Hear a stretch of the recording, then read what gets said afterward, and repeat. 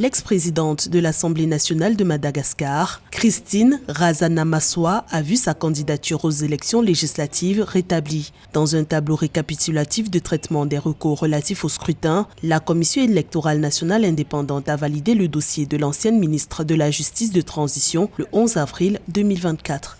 Christine Razanamaswa brigue ainsi un troisième mandat de députée après avoir été élue en 2013 puis réélue en 2019.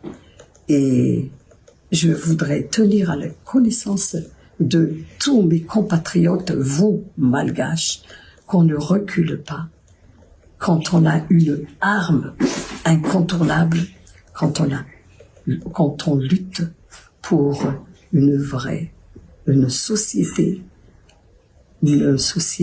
alors juste.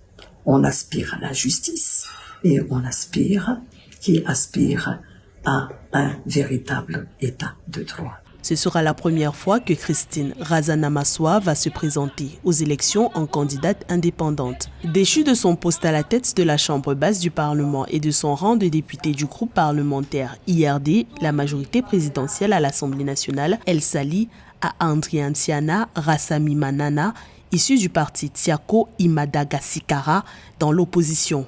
Je ne l'exclus pas de peut-être créer ma plateforme, mais avec la coalition, justement, des groupes ou des partis qui épousent les mêmes objectifs, la même idéologie que j'ai en mon fort, pour contrebalancer, pour faire le point contre le régime en place.